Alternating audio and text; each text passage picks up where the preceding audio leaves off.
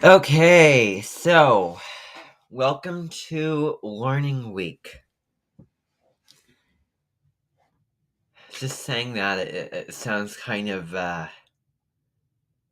reminds me of myself when I was little and I did my little pretend videos. I did this fun thing called Others, and I don't know why I called it that, but there was this theme song, and then I'd have certain people, imaginary people, do things, do their groups, because I was really into being a teacher.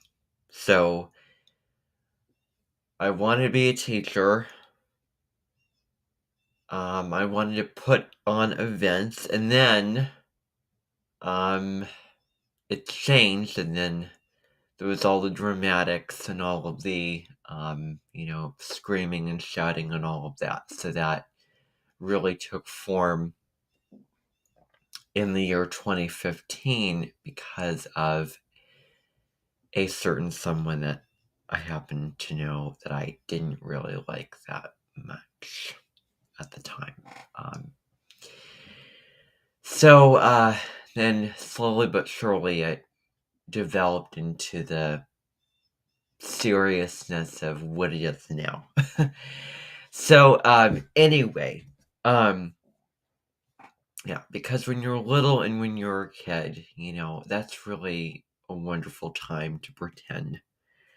Um, so, it's really just take advantage of it, and I think I did that pretty well. Um, so, um, welcome to my learning channel. Um, if you have not yet hit the subscribe button and bell, please do so. Um, if you want any of my future videos and when you see them upload onto this channel. Okay, so um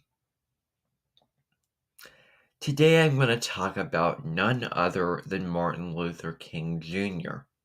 Now, I'm filming this video on the 22nd of January and not the 15th of January.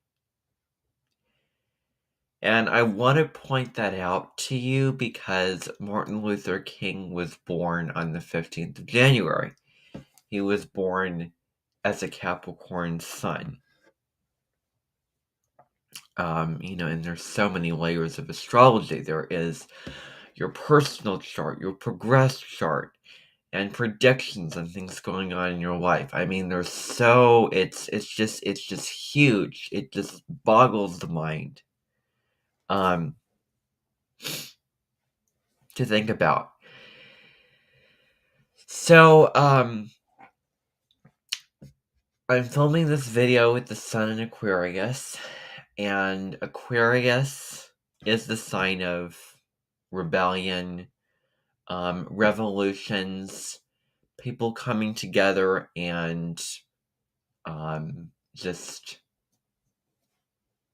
people in communities being individual, expressing their individualities, rebelling in a way that won't hurt others, but will lead us into the future. That's what I really talk about on my Aquarius High Road, Low Road. And if you go see that video, I don't say in there it's bad for Aquarians to rebel. I do say that it's bad for Aquarians to rebel if it's like hurting others, if it is if it's negative, if it's gonna harm others, hinder yourself, whatever it may be. That sort of thing. If you're rebelling just for the sake of rebelling instead of, rebelling, for a cause like, the song, To Dream the Impossible Dream, to march into hell for heavenly cause. And so just know that. Just know that that is what I meant in that video. So I bring this up because the time period of Martin Luther King Jr. was a one where, the time that all of these protests took place, the time that all of these Black African Americans had equal rights, was the time when there was so much Aquarius going on. And the song from here, this is the dawning of the age of Aquarius. And it's all about changing humanity. It's that sort of energy. So of course, someone like Martin Luther King would lead people to, stand up for themselves, and, it doesn't matter.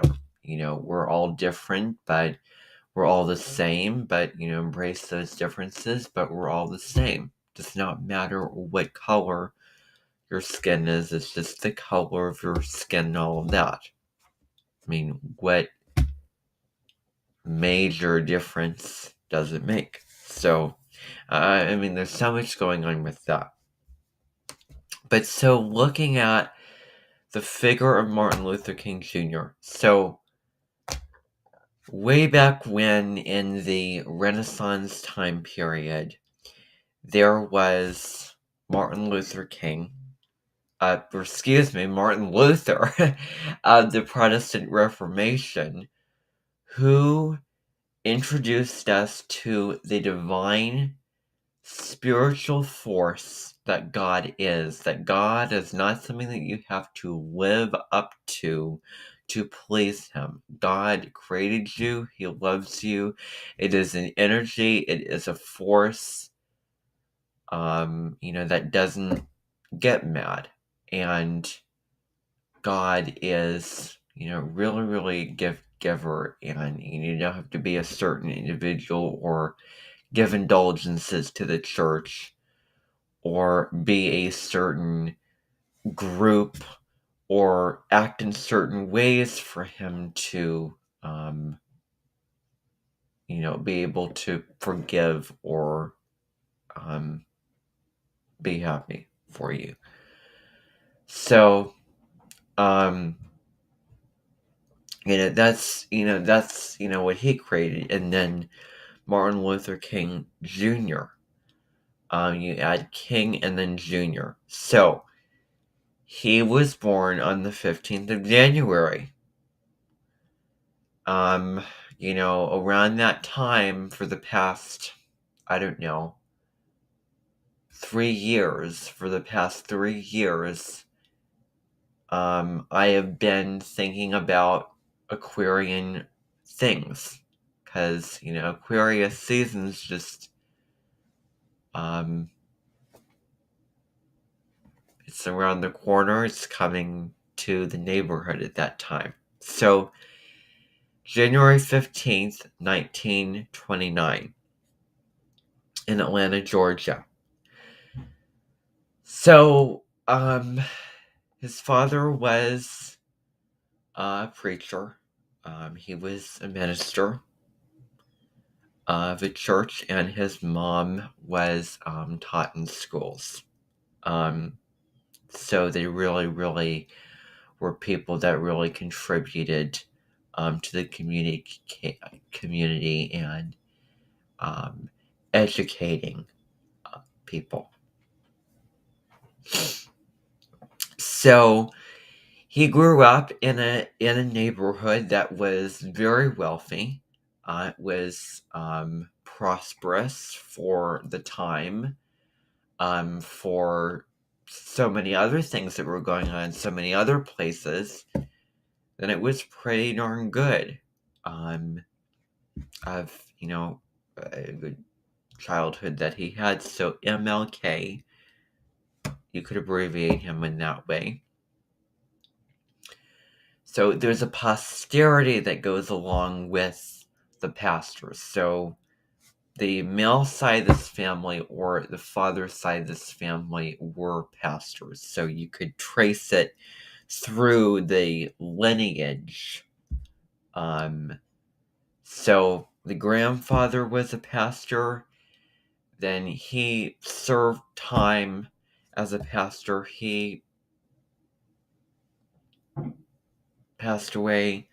His father became and then so on. So, he became the co-pastor at a church. So, he was in college at Boston University, and he went to several other colleges as well. However, we're looking at this. So let's just look at this, because I'd like to think that this was the main one. This was the big one. He married a woman, Coretta Scott, who was very gifted in the music department. She really, really had a creative mind. Very creative and a very vivid mind. And she was at the Boston Conservatory of Music. So they got married. They had 2 sons and daughters. And in 1954, Martin Luther King, did actually become pastor of Dexter Avenue Baptist Church in Montgomery, Alabama. So, a member of the NAACP, so national, this organization was in charge of assisting, standing up for, and trying to create justice for African Americans. That was their main mission. So, attaining civil rights.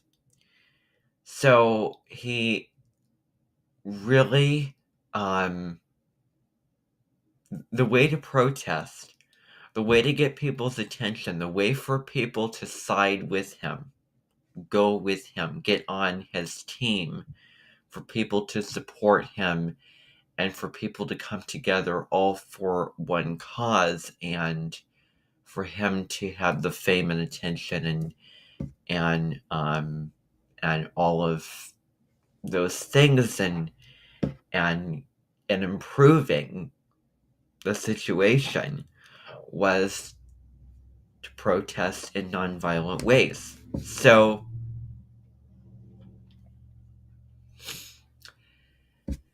something happened in Montgomery, Alabama. This was a bus boycott. So there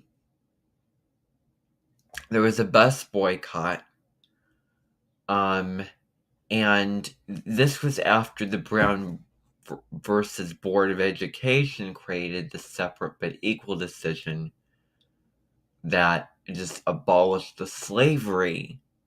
And it was better than that, certainly, but still, things were segregated by race in so many areas, such as schools, like white schools, were wealthier. They were able to attain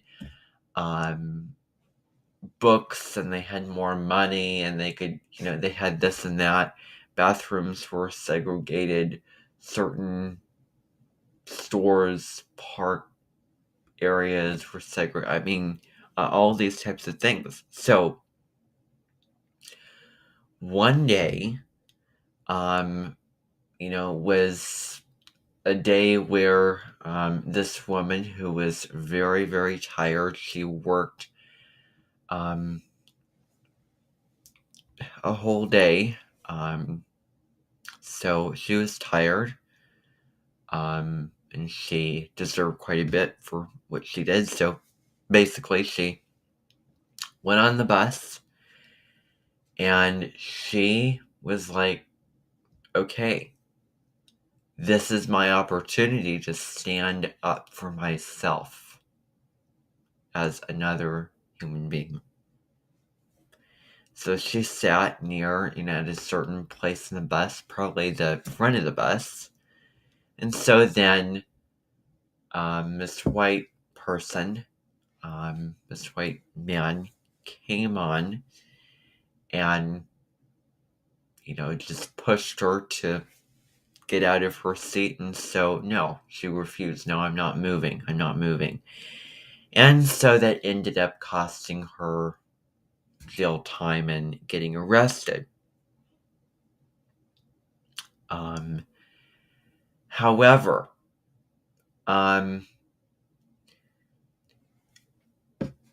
what was achieved and what came out of her doing that really was profound, and that really paved the way for so much more. So, um, so Martin Luther King protested using nonviolence, also known as civil disobedience, and he was influenced by Mohandas Gandhi. So Mohandas Gandhi. So I remember learning about him, or rather, not learning about him. And I say that because I don't know. But so anyway, just regardless of every experience I've had in my life and all that I have to say about that, Mahatma Gandhi was an Indian figure with the, revolutions of imperialism that were going on at the time, and these people, these Europeans, were stripping away the freedoms of Indians. Of not having access to their own resources in their own country on their own soil. And so this was not right. This was unfair. They were there first. It was their country. Mohammed Gandhi would not let these foreign European people, soldiers, take that away from them. So Mohammed Gandhi organized a march where people from all over came together, and they walked with him and they joined with him, so he wouldn't do anything if it involved violence. So they marched up to the sea, up to the to the shore. And what Mohammed Gandhi did, took his hand in the water, picked up salt, and said, this salt is for all of us. And he had some really big things to say that day. But so that influenced Martin Luther King. So one day when Martin Luther King happened to be signing books, some Saturnian, some racist individual came into this store wherever he was and asked, "Are you Martin Luther King Jr., who organized all this bus boycott and all these different things?" And when Martin Luther King Jr. admitted who he was, then it was an immediate attack where this person harmed him, physically attacked him by stabbing him.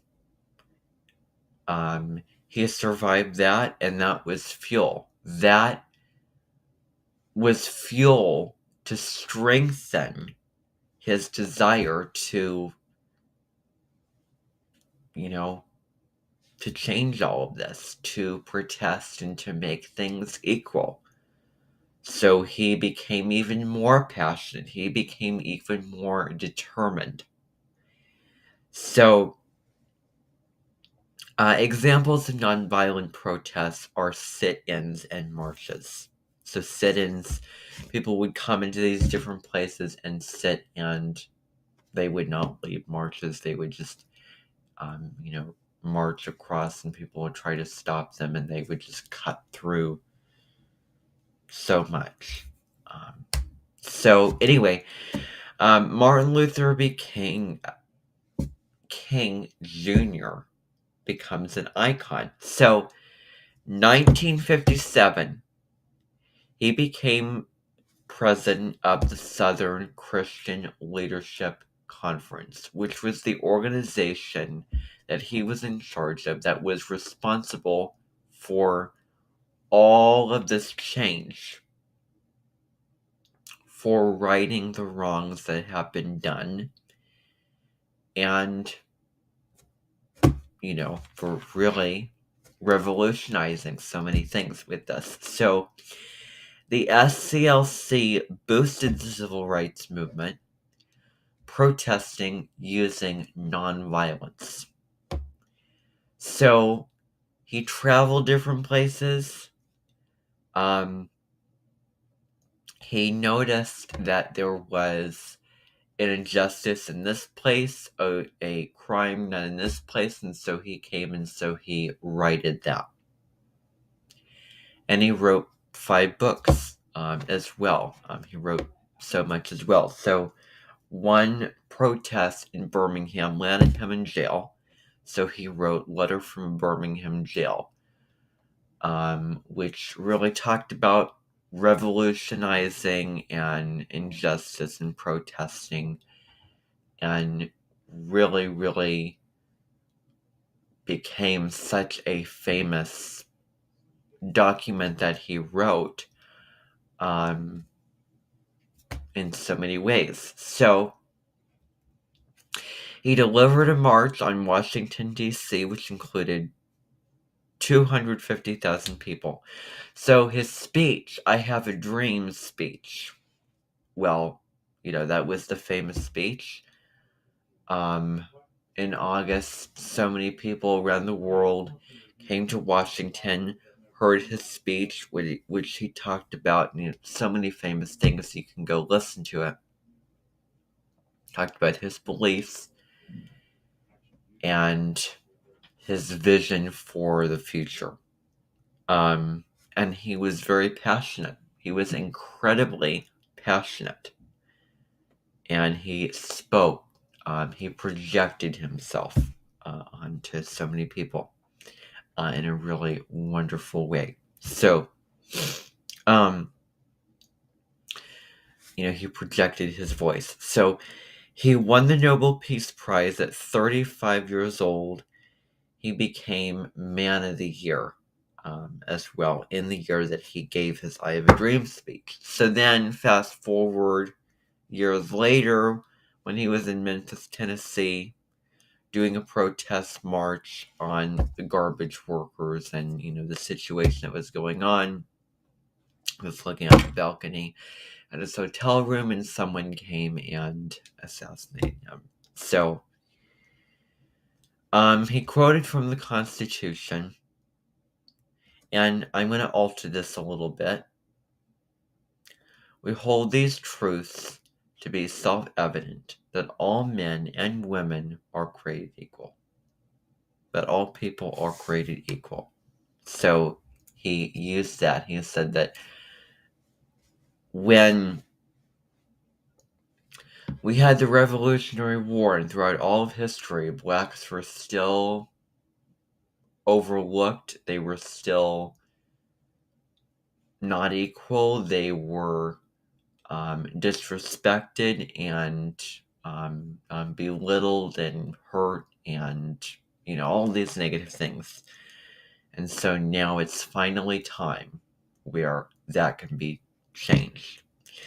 So, there was another march in Selma, Alabama, known as the Selma March, and I think there's a really, really well done movie about it. Millions of people joined in.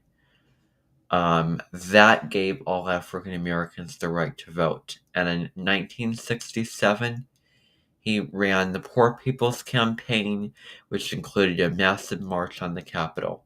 So eventually, Martin Luther King Day became a holiday by Ronald Reagan, who signed a bill on the third Monday of January. This began in the year 1986. So, that's a little bit of information, understanding the really important things of who Martin Luther King was, the bio of his life, and, you know, the more you know, the more you don't know, if you know what I mean. There's always more to learn. You can always go back and learn it, and, you know, it's not about forcing yourself to remember, because it's like, this, then then I want more to learn about. Otherwise, I know it already. Then, you know. So anyway, thank you for tuning in. Have a wonderful day, and give this video a like, share it, subscribe to my channel, hit the bell. Goodbye.